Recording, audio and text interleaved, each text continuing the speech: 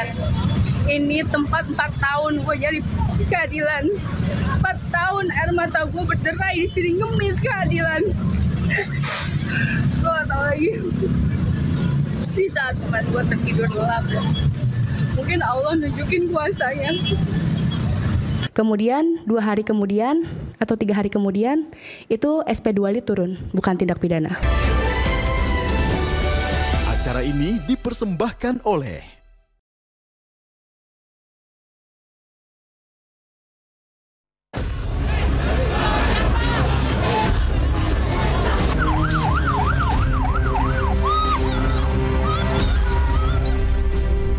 ada ojol yang terlindas oleh polisi, kok tiba-tiba larinya ke militer. Harusnya justru polisi berbenah diri. Polisi harus melakukan reformasi dirinya.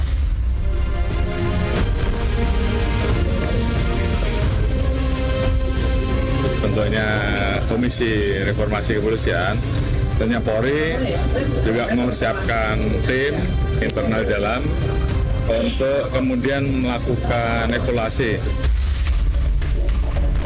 Kabarnya juga Pak Mahfud udah setuju untuk bergabung. Insya Allah. Menjadi anggota atau Ya bersama-sama lah. Presiden mau minta bantuan, mau ndak Prof Mahfud membantu Presiden? Karena Presiden akan mengadakan reformasi kepolisian. Saya bisa bantu itu tadi, saya bilang. Di reformasi Polri. Menurut saya tidak hal yang bertentangan bahwa di internal dibuat satu tim khusus yang akan membantu komisi yang akan masuk ke dalam.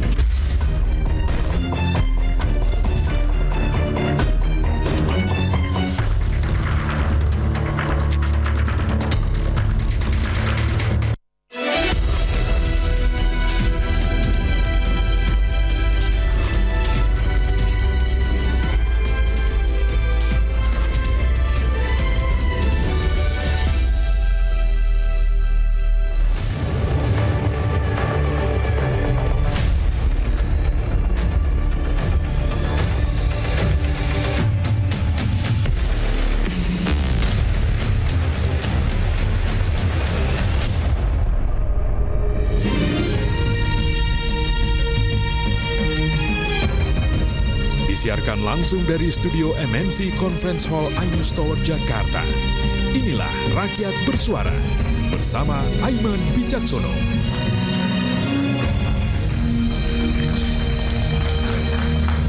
Kalau kita lihat ada demonstrasi yang berujung pada kerusuhan. Dan itulah yang membuat hari ini kita berada di sini untuk membahas soal reformasi kepolisian. Namun ada yang menjadi perhatian ketika Presiden yang meminta untuk melakukan reformasi kepolisian dari Istana, Kepolisian Republik Indonesia juga membentuk tim yang terdiri atas 52 perwira tinggi dan juga perwira menengah yang juga sama untuk membentuk tim reformasi kepolisian. Mengalir opini, polisi ingin unjuk gigi sebelum Komite Reformasi besutan Presiden beroperasi. Reformasi polisi murni berbenah atau demi mempertahankan status quo? Siapa yang pegang kendali? Sebuah utas akan kita bahas tuntas. Saya Aiman Wicaksono, inilah Rakyat Bersuara. Saya akan panggilkan Wakil Kepala Badan Siber dan Sandi Negara 2019-2021, Komisaris Jenderal Polisi Purnawirawan Dharma Pongrekun. Selamat malam, Pung Dharma. Malam. Siap, nggak berubah dari dulu, luar biasa. Kemudian penasihat ahli Kapolri, Inspektur Jenderal Polisi Purnawirawan Arianto Sutadi. Selamat malam, Pak Arianto. Ini kita bertabur jenderal hal ini. Silakan. Pengamat politik dan militer Universitas Nasional UNAS, Bung Selamat Ginting.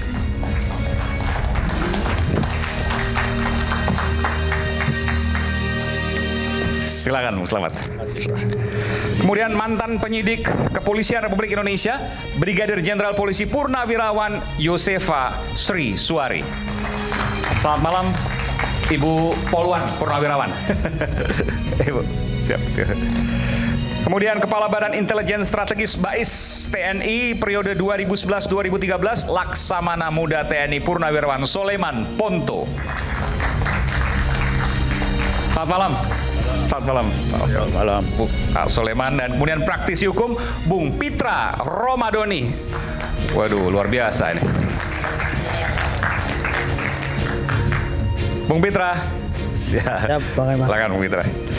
Kemudian pengamat politik Bung Boni Hargens bersama dengan para mahasiswa. Kita berikan tepuk tangan yang meriah. Lalu pegiat media sosial yang kerap mencari keadilan atas kasus yang ditangani polisi, Cindy Alisa. Tetap bersama mahasiswa. Mbak Cindy nanti saya akan perkenalkan kepada pemirsa siapa semuanya Mbak Cindy ini yang sempat viral waktu sehari selepas kerusuhan. Lalu kita juga mengundang juru bicara Amnesty International Indonesia, Bung Hairil Halim. Selamat malam, Bung Hairil. Masih dalam perjalanan ya, oke. Baik, saya ke Mbak Cindy dulu. Mbak Cindy, saya sempat pangling lihat Mbak Cindy. Tapi supaya nggak pangling, kita coba putarkan dulu video dari Mbak Cindy ini yang sempat viral satu hari ya setelah kerusuhan terjadi, dan waktu itu Mbak Cindy ada di depan Polres Jakarta Timur yang habis dirusak oleh perusuh pada waktu itu. Luar biasa itu. Perusuhnya juga kalau Pak Prabowo bilang evil atau jahat ya. Mudah-mudahan TGPF juga terus berjalan untuk mengetahui siapa sesungguhnya perusuh tersebut ya. Lalu kemudian Mbak Cindy vlog ya di depan Polres Jakarta Timur dan bercerita tentang suatu hal. Kita akan simak sama-sama. Guys, lihat. Ini tempat 4 tahun gue nyari keadilan. 4 tahun air mata gue berderai di sini ngemis keadilan. Gue gak tau lagi. Di saat teman gue tertidur gelap. Mungkin Allah nunjukin kuasanya. Tiap hari doa gue buat orang-orang yang udah zolimin gue di sini. 4 tahun kasus gue. Mas Fahri tuh orangnya tuh yang manipulasi kasus gue nih. Yang manipulasi kasus gue nih orang ini. Namanya Aibda Farid Ma'ruf yang waktu itu minta duit sama gue. Nih, yang minta duit sama gue nih. Nih, kasus gue digituin. Di mana atasannya? Pak Kasat yang mana lagi? Minta apa lagi?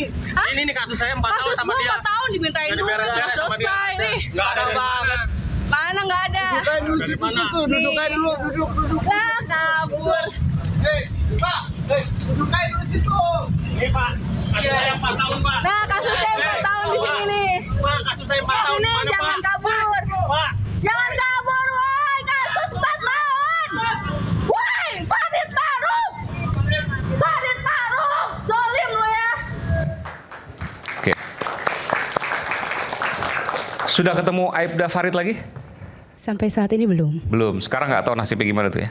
Saya sempat dipanggil Paminal Polda Metro Jaya terkait video viral ini, dimintai keterangan, tapi sampai saat ini saya belum dapat perkembangannya. Oke. Nanti kita akan cek ke Polda Metro Jaya terkait dengan hal tersebut ya. Tapi saya ingin tahu kasus Anda apa sih? Sebenarnya kasusnya mudah ya. Ini terkait pada saat saya membeli 1 unit mobil bekas di tahun 2021 bulan Oktober. Nah, apa yang dikatakan oleh penjual itu tidak sesuai dengan apa yang fakta yang ada gitu. Apa waktu itu yang nggak sesuai? Yang nggak sesuai, yang paling utama adalah terkait pajaknya. Jadi mobil bekas ini, saya beli mobil bekas, pajaknya itu dia bilang pertama mati 5 kali. Kemudian saya diminta untuk DP. Setelah saya DP baru dikasih surat-suratnya dengan alasan ini banyak yang mau mobilnya gitu, dari Cianjur, dari mana. Biar saya stop nih, kalau ibu DP saya stop. Ini minusnya apa ya Pak? PR doang, pajak off 5 kali. Situasi kondisi mobilnya sih sebenarnya bagus gitu kan. Oke, per tahun pajaknya berapa? 8 juta. Oh, dia bilang 8 juta per tahun. Dia bilang 8 juta. Kemudian setelah saya DP, saya dapat kwitansi, saya dapat STNK-nya. Kemudian di situ pajak tertera matinya tuh 6 tahun. Pertama itu, yang kedua nilai pajak yang tertera adalah 16.923.000 per tahun. Yang tertera 16 juta per tahun ya, itu iya, yang saya lihat ya. Iya, itu PKB-nya tuh ya. Iya. Kemudian saya tanyakan ke penjualnya. Tadi Bapak bilang 8 juta. Ini kenapa 16 juta ya, Pak? Oh, itu karena bayar double. Saya ada arsipnya. Bayar double itu maksudnya gimana? 2 kali bayar. Jadi ada tunggakan. Jadi 2 tahun berturut-turut dia bayarkan dan tertera angka 16 juta di STNK seperti itu. Ternyata setelah saya lunasi, saya dapat BPKB. Hari itu juga saya langsung ke Samsat Jakarta Utara untuk balik nama kendaraan dan melunasi pajak-pajak yang tertunggak itu. Karena plat nomornya juga kan sebenarnya mati, Pak. Matinya dari 2018 tapi sama dia dipasangnya 2023 platnya. Plat nomor palsu. Ya, jadi saya harus segera menyelesaikan itu setelah saya melunasinya. Kemudian di Samsat Jakarta Utara saya mendapatkan fakta bahwa pajak mobil tersebut betul di 16 juta sekian. Jadi PKB-nya pajaknya 16 juta per tahun, benar itu? Benar. Anda ditipu lah kurang lebih gitu? Iya, dan hari itu juga saya langsung kembali ke showroom. Tapi beliau sudah menghindar. Keesokan harinya juga saya balik ke showroom. Showroomnya di mana? Di Jakarta Timur itu? Duren Sawit, Jakarta Timur. Terus? Iya. Kemudian keesokan harinya saya coba lagi datang ke showroom, berkomunikasi dengan keluarganya. Tapi tetap menghindar gitu. Makanya karena tidak ada itikat baik dari pelakunya, akhirnya saya laporkan ke Polres Metro Jakarta Timur tanggal 17 Desember 2021. Kemudian, nah sekarang saya akan bahas terkait penanganan di Polresnya ya. Anda lapor waktu itu? Lapor. Anda diperiksa? Diperiksa. Yang bersangkutan juga dipanggil? Iya. Klarifikasi? Betul. Terus? Kemudian pada tanggal 10 Mei 2022, jadi setelah 6 bulan dari laporan saya itu ditanya sama penyidik, Ibu damai aja, Ibu cabut laporan atas Penyidikin tadi, Aibda Farid tadi, bukan? Bukan, itu ada yang sudah didemosi. Ada yang sudah dihukum ya? Ada yang sudah dihukum karena perjalanannya cukup panjang ya. Jadi untuk 4 waktu tahun. itu disampaikan oleh penyidiknya, udah Ibu damai aja deh gitu? Iya, atas dasar kemauan dan kesadaran sendiri, Ibu mau cabut laporan. Nanti Ibu ketemu kanit saya. Nah saya bilang, loh kemarin kan Bapak bilang pidananya sudah jelas. Saksi bukti sudah ada, kenapa saya tiba-tiba disuruh cabut ya? Saya harus mikir dulu nih, kasih saya waktu. Saya bilang gitu, biar cepat selesai, dia bilang. Kemudian 3 hari kemudian, saya lagi di kantor, saya di follow up sama penyidiknya, ditelepon lagi. Bu, gimana? Jadi damai nggak? Kalau enggak, kita akan gelar perkara dengan kondisi tindak pidananya tipis. Maksud tipis gimana? Dia mengatakan seperti itu. Ibu nggak ngerti waktu itu? Ada pengacara waktu itu yang dampingin Ibu? Tidak. Nggak ada, Ya. Kemudian saya komunikasi dengan suami saya dan bilang, ya udahlah kita ikutin aja, mau ketemu kanit dulu, mau ngobrol gitu kan. Akhirnya saya janjian nih mau ketemu sama kanit. Tapi di tanggal yang sudah ditentukan itu saya sakit dan saya kirim surat sakitnya pada saat itu. Kemudian 2 hari kemudian atau 3 hari kemudian itu SP2 Lid turun, bukan tindak pidana. SP2 lidik. Iya betul. Belum naik penyidikan, baru penyelidikan tapi dihentikan. Betul. Alasannya? Alasannya wewenang kepolisian. Nggak disebut, cuma tulis keterangan, ada suratnya tuh. Suratnya ditulisnya bukan tindak pidana atau kurang bukti gitu. Saya kurang paham ya, karena saya kurang mengerti terkait SP2 lidik tersebut. Saya akhirnya waktu itu bertemu dengan Kasat Reskrim yang bertugas. Saya tanyakan, saya minta penjelasan. Ini kalau bukan tindak pidananya seperti apa? Kalau kurang bukti yang mana? Terus dari kata-kata Kasat Reskrim itu kesimpulannya adalah ini wewenang kepolisian. Hanya itu, titik. Saya tidak puas dengan itu. Makanya saya bersurat 5 kali ke Kapolres, 3 kali ke Kapolda, terus juga ke Bakwasidik Polda Metro Jaya, kemudian ke Propam. Akhirnya di Propam, ini baik di internal dulu ya. Yang tadi sempat didemosi gimana ceritanya tuh? Ya akhirnya kan saya lapor ke Propam tuh. Ini demosi setelah Anda lapor-lapor ini banyak nih? Iya, lapor ke banyak tempat. Akhirnya setelah 2 tahun proses yang panjang surat di Propam, akhirnya itu ada sidang kode etik dan terbukti penyidik dan juga kanitnya itu memanipulasi kasus. Setelah 2 tahun Anda lapor itu? Iya. Luar biasa. Terus Anda lapor lagi atau gimana? Lapor lagi. Anda buat laporan baru? Laporan baru. Yang lama? Yang lama kan nggak dibuka? akhirnya dibuka kembali di tahun 2025.